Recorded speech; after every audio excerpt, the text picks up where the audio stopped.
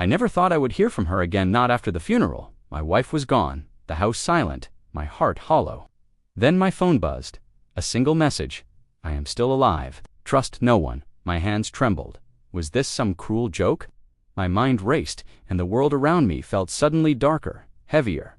Every memory, every promise, every laugh we shared flashed through my head. And I realized that someone had been playing me all along, someone I trusted, someone I thought was gone forever, and now the real nightmare was just beginning. My name is Michael Carter. I am 35 years old, living in a quiet suburb of Chicago. People would describe my life as normal, even peaceful, but they would not understand the cracks beneath the surface.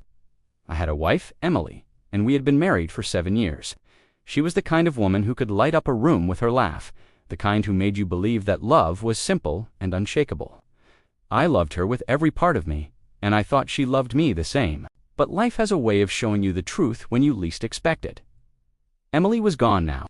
I still remember the cold weight in my chest as I walked into the funeral home that day. Her family surrounded me, faces filled with sorrow.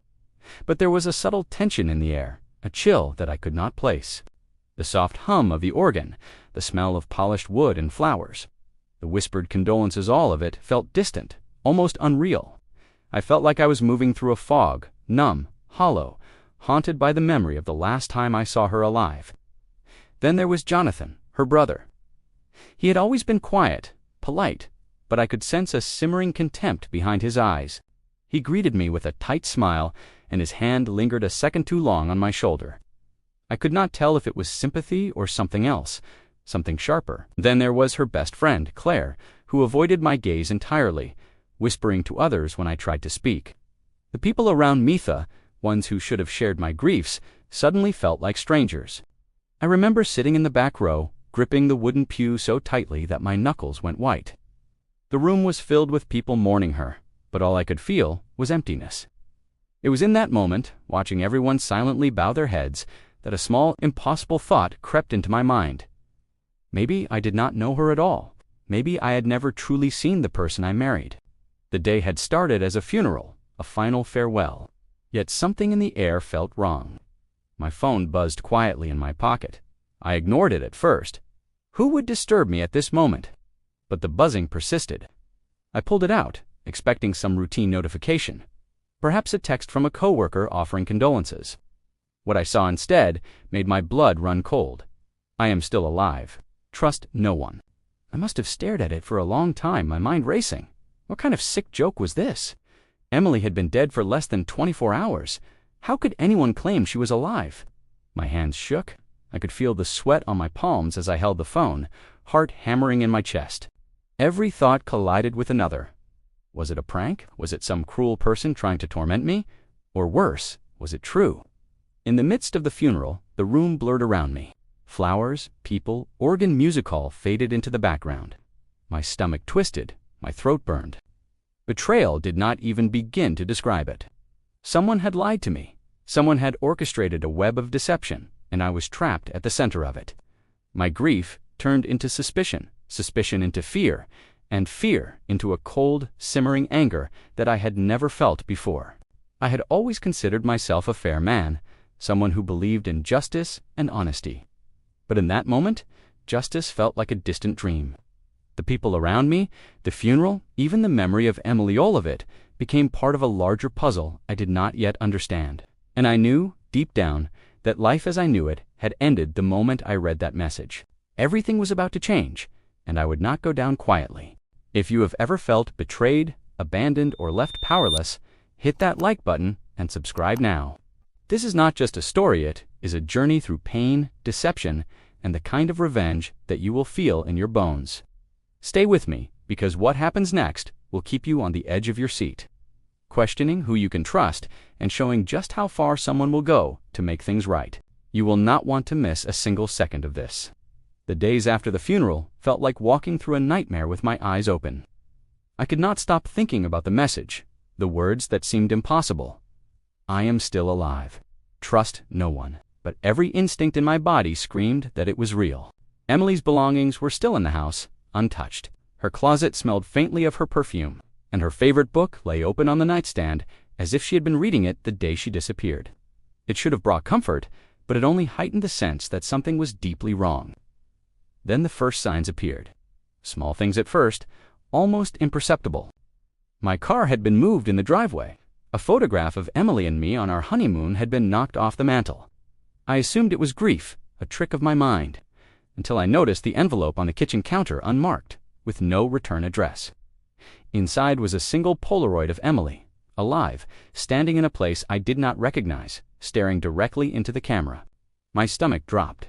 The handwriting on the back said only, "You cannot protect what you love. Not anymore." I did not know whether to call the police or run. Fear clutched at me, squeezing until I could barely breathe. And then Jonathan started acting strangely. At first, it was subtle, questions about my relationship with Emily that felt probing, eyes lingering just a second too long, a tone in his voice that was almost mocking. I tried to shrug it off, tried to tell myself I was imagining things, but the next morning, I found my mailbox emptied, letters rifled through. Someone had been in my house. Claire, Emily's best friend, was no help.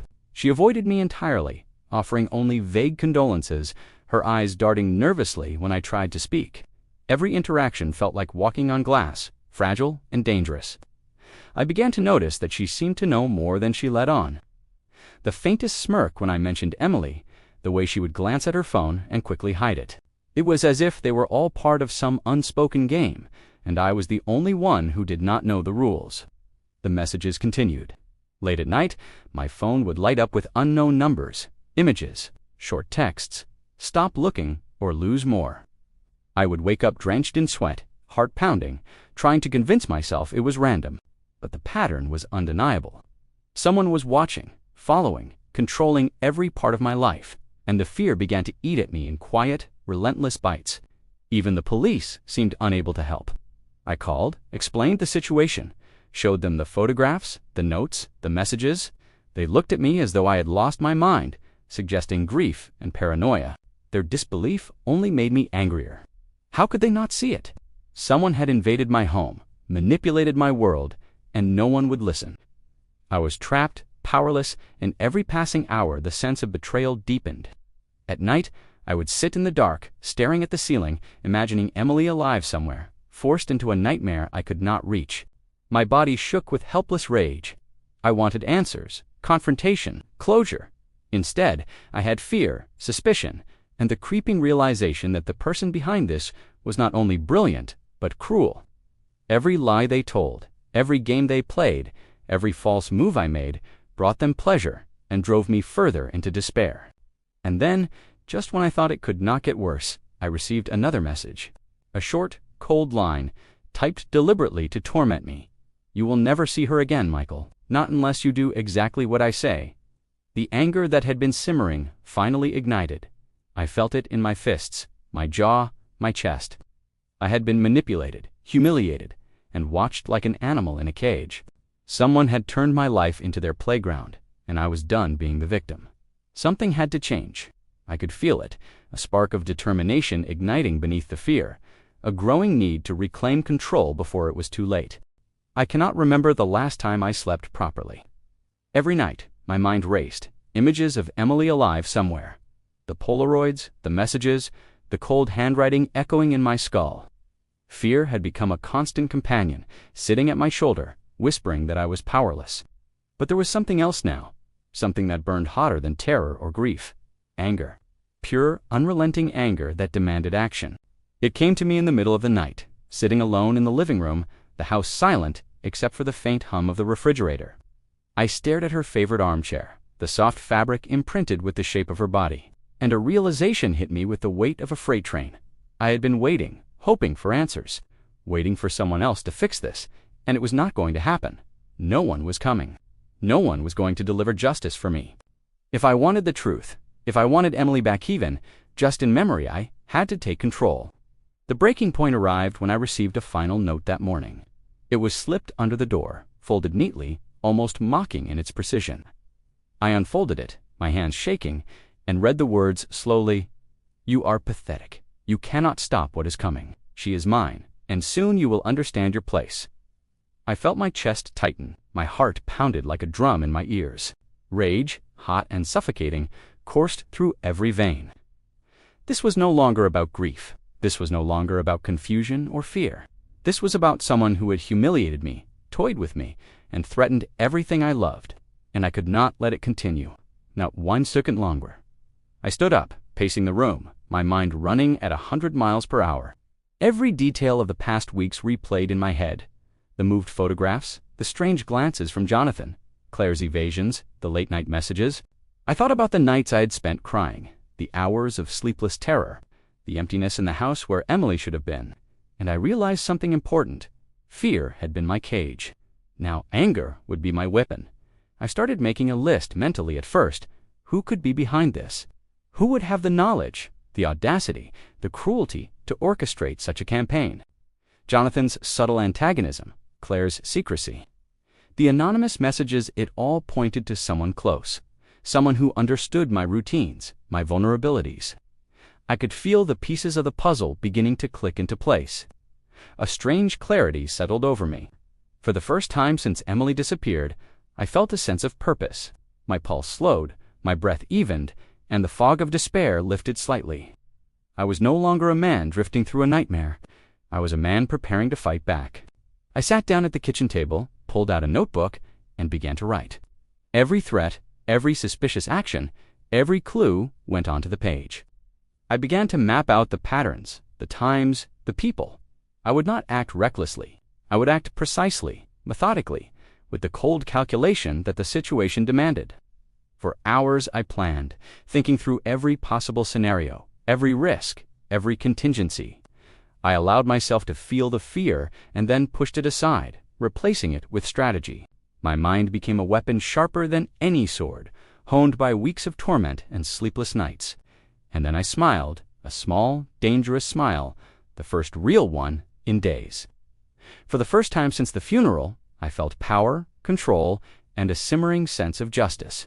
I was done being manipulated. I was done being scared. The game was about to change, and I would make sure that the person who had taken everything from me would finally understand the consequences of their actions. I started with silence, real silence. I stopped reacting to the messages. I stopped pacing when my phone buzzed. I stopped letting fear show on my face when I was around Jonathan or Claire. If someone was watching me, I wanted them to believe their control was complete, that I was broken, that I was weak. Nothing is more dangerous to a predator than prey that has learned how to wait. The first step was observation. I tracked everything: times, movements, patterns. Jonathan always left work at 6:30. Claire always visited the cafe on Maple Street at 8 in the morning. The messages arrived late, almost ritualistic, as if my tormentor enjoyed the quiet. I wrote it all down. Every detail felt like a thread, and I was slowly pulling them together into a rope. Then I planted the bait. I left my laptop open on the kitchen table, screen glowing with fake search results. How to trace anonymous messages. Private investigators near me. How to get police protection. I wanted whoever was watching to panic, to think I was getting closer. 2 hours later, my phone vibrated. "You are making a mistake." Good. That meant they were paying attention. The next message came faster than the others, more aggressive, more desperate. "Stop now, or you will regret it." The calm I felt surprised me. They were losing control. I could feel it in the tone. The hunter was becoming the hunted, and they did not even realize it yet. I drove to a small electronics store on the edge of town and bought 2 burner phones with cash. No name, no trace. One would be for communication, the other would be for insurance. Power always shifts when you stop playing by someone else's rules. That night, I replied for the first time. "If you know me so well, then you know I do not stop." The typing bubble appeared instantly. They were waiting. "You are nothing without her." I stared at the words, then smiled. "Then why are you afraid of me?" There was a long pause. Too long, the kind of silence that meant panic. The next part was riskier. I followed Jonathan, not closely, never directly, just enough to confirm what my instincts already knew. He drove to a storage facility on the south side, one I had never seen him near before. He stayed only 10 minutes, but his body language told me everything. Rushed, nervous, guarded.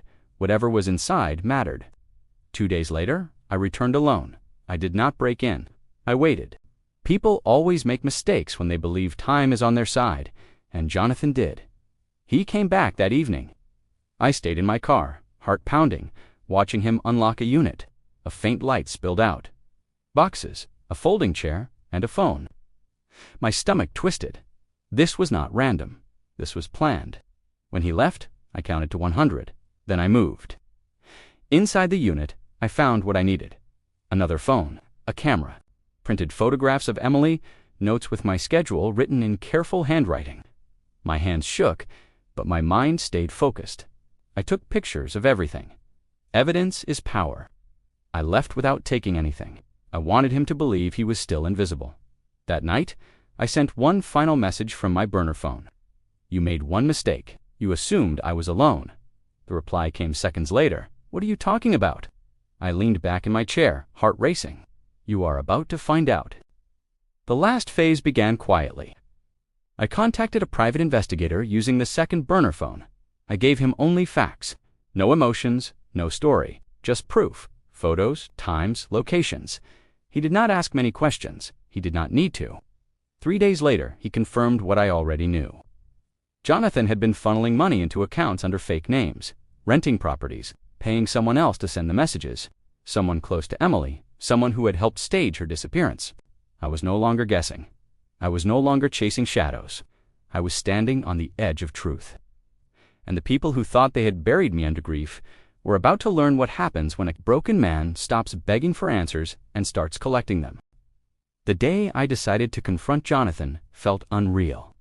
The sky was overcast, gray clouds hanging low like they were waiting for something to happen. I parked my car across the street from the storage facility he used as his fortress. Every detail mattered. I had rehearsed this moment 1,000 times in my mind. Every word, every gesture, every reaction. There would be no mistakes. I was done being the victim. I watched him approach the unit, keys in hand, unaware that I had been inside. I knew everything about his operation, every lie, every manipulation. Every calculated move, he thought, was hidden from me.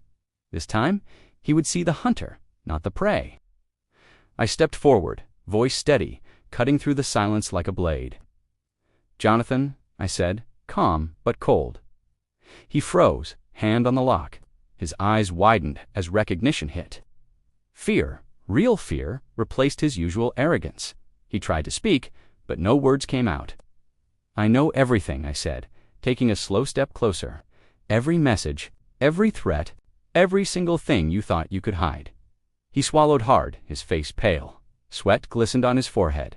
"Michael, you will not speak," I interrupted. "Not yet. You will listen." I pulled out the photographs, the notes, the burner phone. He flinched when he saw them. The realization hit him like a punch to the gut. Every scheme he had orchestrated, every manipulation, every threat to it, was all exposed. The tables had turned, and I had the evidence. "Do you remember Emily?" I asked quietly, letting the words linger in the air. His jaw tightened, eyes darting away. "Do you remember the woman you tried to scare, to control, to hide from me?" His silence was confirmation enough. "I do," I continued, voice rising slightly, not with anger, but with precision. "And I do not forgive. But I also do not need to fear. You have been caught. You are the one who will feel powerless now." I handed the evidence to the private investigator I had hired. Jonathan's hands shook as he watched the files being photographed, documented, prepared for law enforcement. Every lie he had told, every threat he had sent, every cruel manipulation was all going to ruin him. He realized, finally, that the person he thought he had trapped was the one controlling the endgame. I saw the change in him. The smirk of superiority vanished. The arrogance melted into panic. He tried to bluff, tried to manipulate me one last time, but it was too late. The fear he had inflicted on me for weeks now filled his chest like cement. "You underestimated me," I said softly. "You thought grief made me weak. You thought fear made me powerless. You were wrong." I felt a strange release wash over me.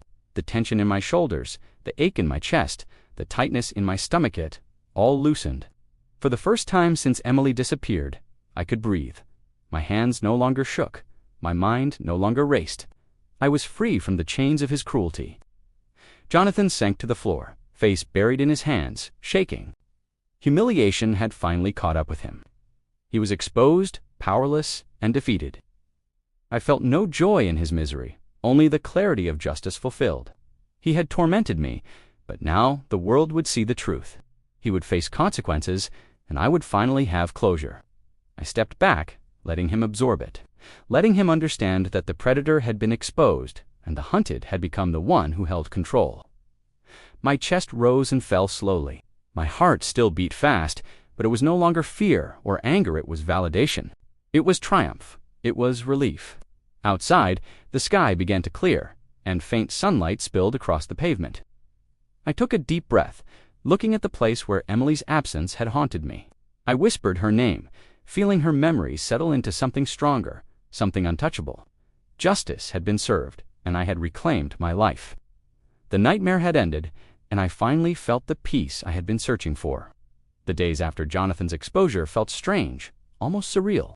The fear that had gripped me for weeks, the panic that had kept me awake at night, the sense of being watched and manipulated, all faded slowly, like mist under the morning sun. I walked through my home, now quiet in a different way. Not hollow, not haunted, but calm. Emily's absence still ached, but it no longer felt like a wound that someone else could reopen at will. I had taken control of my life again, and the truth, finally, had come to light.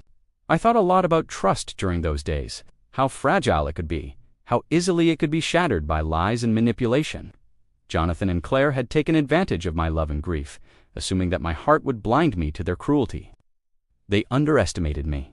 They assumed weakness where there was patience, ignorance where there was observation. That mistake had cost them everything. It was a reminder that people reveal themselves, eventually, if you know how to pay attention. I learned that patience and clarity are as powerful as anger, sometimes even more. I also reflected on grief and how it had almost consumed me. Losing Emily was the deepest, most personal pain I have ever experienced.